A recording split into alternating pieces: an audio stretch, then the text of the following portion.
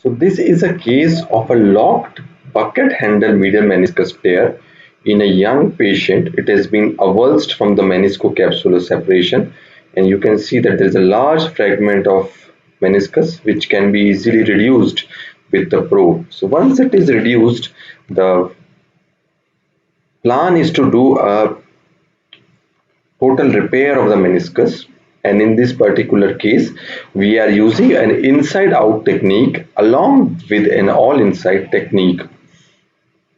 The gold standard of meniscus repair is an inside out technique, and in this particular patient we are using a double lumen cannula which is used in an inside out fashion to repair sequentially. So the sequence is usually upper border first, and then we alternate between upper and lower border to prevent the curling or wrapping of the meniscus from one side. So we will use double lumen cannula, different sizes, different shapes of double lumen cannula which are available, and we feel that you have to use different double lumen cannulas on different zones of meniscus.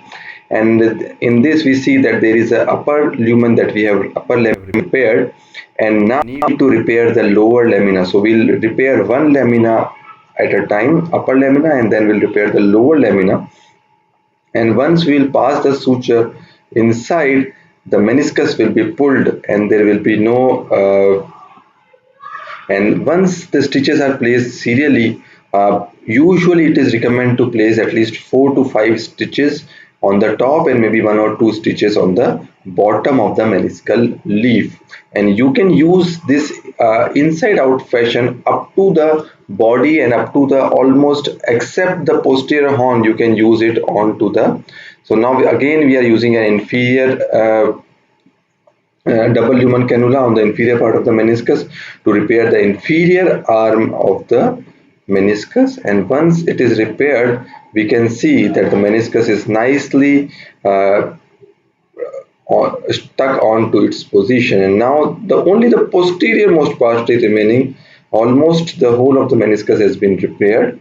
Now at this point of time we'll pass another suture which is through the body of the meniscus, and this suture is in the substance of the meniscus. So when this suture is tied, whole of the meniscus is now tied back. We might need to make a posterior safety incision, and usually we make a posterior middle incision to tie them on an extracapsular aspect. Now this is a final suture, and again we see that everything is been repaired.